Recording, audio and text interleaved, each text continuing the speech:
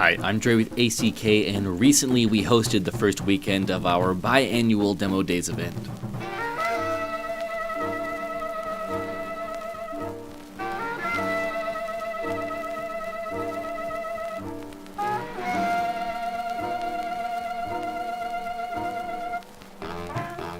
This year, I did get to try out a couple of different boats that I've been interested in, so I thought I'd go ahead and give my thoughts on them. Now, I didn't get to try every boat I would have liked to. Specifically, I didn't get to try the new Bonafide boats, any Hobie boats, or the Tarpon 140. Really, the boats in this video are just ones that I've wanted to give a swing at and that were unoccupied at the time. The boats I tried were really split into two groups. The first are pedal-powered kayaks. I've been making videos of pedal-powered boats for some time now, but I've remained a bit skeptical regarding their overall benefit as a kayaker. I've always been a fan of the good old tried and true paddle, as it's never failed me barring the odd time I lose hold of it and it gets away from me, but that problem is easily remedied with a paddle leash or a piece of paracord. Still, everyone raves about the new pedal systems and how great they are for fishing, so I thought I would go ahead and give them a whirl. The second group of boats consists of just one boat. I'll go over this one last. Now let's do some gatekeeping. Sweet.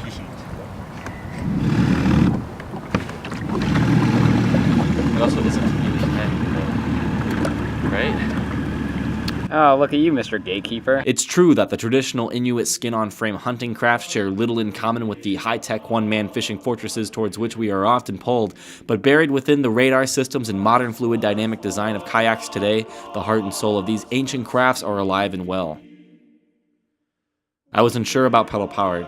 A kayak without a paddle feels as strange as a bird without wings. But consider me reformed. Getting into one of these pedal-powered boats has shown me the light.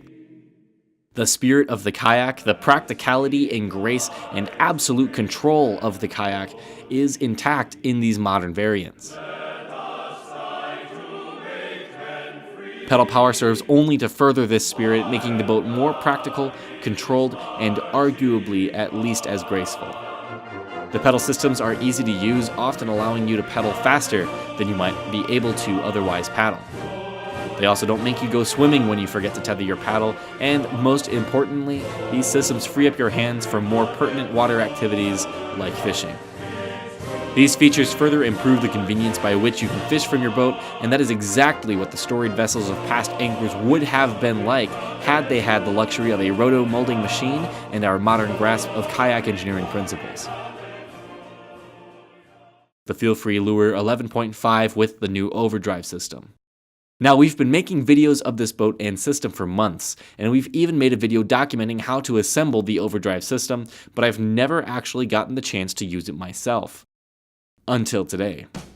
Now I can say with authority that the system is very pleasurable to operate.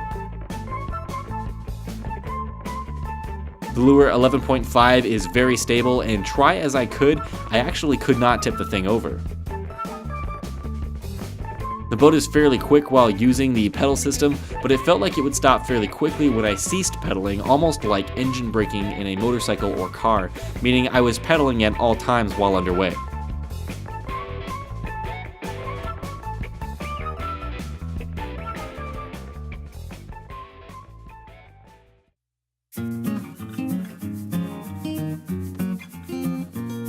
The Perception Pescador has been around for a while and is a well-liked icon of the pedal kayak world. Pescador is Spanish for fisherman, and as such this boat is as much of a fishing machine as any of these pedal-powered boats that I've tested. Where the Lure excelled in build quality, fit, and finish, this boat excels in smoothness of operation and simple design. I found myself trying to pedal faster and faster, as the only real resistance I could feel was that of the water flowing past the prop. The rudder control was quite a bit more difficult to use, however, as it was perhaps a bit small, not allowing me to leverage mechanical advantage to get the boat to turn. The pedal drive system on the Pescador was perhaps a bit more wiggly as well, with overall build tolerances maybe a touch looser.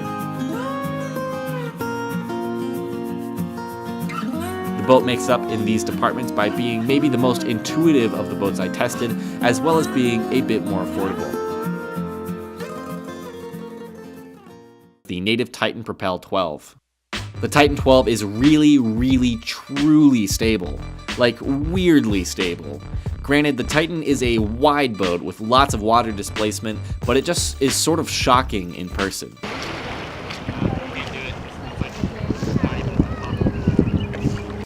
The boat is very comfortable and easy to adjust on the water since I could literally just stand up and go anywhere on the boat.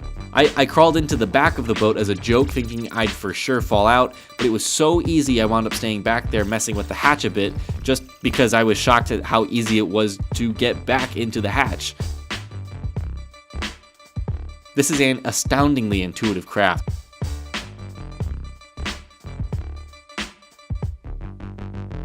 With that, I have a couple of takeaways regarding the pedal systems that I tried today. Generally speaking, I can well get behind the entire pedal drive direction that fishing kayaks are going right now.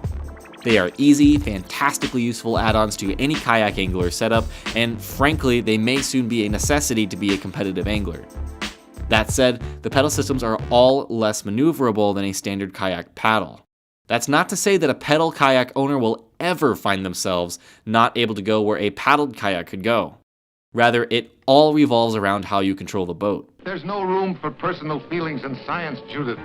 A paddled kayak can be maneuvered even from a standstill.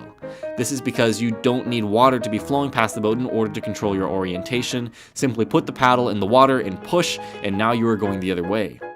A pedal-powered boat, on the other hand, and really any boat that is steered with a rudder, can only be controlled when the boat is moving. The rudder needs water flowing past it in order to give control, and as such, more forethought is needed. But I should absolutely stress that this is no different than any larger boat, like a bass boat or a New England whaler, both of which are famously maneuverable and capable fishing machines. If you are at all concerned about whether or not you'd be disappointed by a pedal drive boat, then let me tell you that you absolutely should not be. These boats are hyper capable and very well could give your fishing game a bit of a boost, or at least make fishing that much more enjoyable. Still, if you have any doubts, please come to demo days and definitely give these things a whirl for yourself. Now, sort of a bonus boat here. The Wilderness Systems Pungo 140 is a boat that I've actually been interested in since high school. I kid you not, in my room on a shelf next to my freshman year high school yearbook and a 2014 catalog of Cannondale mountain bikes is a Wilderness Systems product guide catalog from 2012 with the Tempest 180, Zephyr 160, and the Pungo 140 all circled as possible kayaks I'd pick up when I got the money. Now, several years have gone by since then, and until this year, an opportunity to paddle in one of these personal Acme crafts had failed to arise. So when the Pungo offered itself up, I gratefully accepted. The Pungo 140 is fast and sleek and glides over water like some sort of majestic plastic waterfowl, perpetually moments away from taking flight towards north. Needless to say, the boat more or less lives up to my expectations as a capable recreational kayak. This is a kayak, man. This thing is Pungo 140? feels like I'm riding on like literal butter. The long, sleek form locks into the water as if on rails tracking straight and true. There are tons of storage, begging to be filled with tents and sleeping bags and bilge pumps and an extra sweatshirt or two. While not technically a fishing kayak, the boat is actually surprisingly stable. With some difficulty, I was even able to stand up in the cockpit, although I would absolutely discourage anyone who wants this boat for that reason. It's stable for a recreational kayak, not for one of the veritable floating docks that I reviewed earlier in this video. So if you do want a great fishing kayak, I would probably go with one of those previous 3 kayaks. But if you want one of the best recreational kayaks that you can buy, then I highly recommend the Pungo 140. If you want to come try out one or all of these boats that I've documented today for yourself, then come drop by our ACK Demo Days kayak event. It's super cool. We have tons of experts ready to answer questions and help you figure things out. Best of all, it's free, and if you like what you see, you can even buy a boat at the event where we'll have loads of fantastic deals on the boats and accessories. That said, if you are interested in just picking up one of these boats or any of our other products here at ACK, feel free to visit us at ack.com and let us out for your adventure.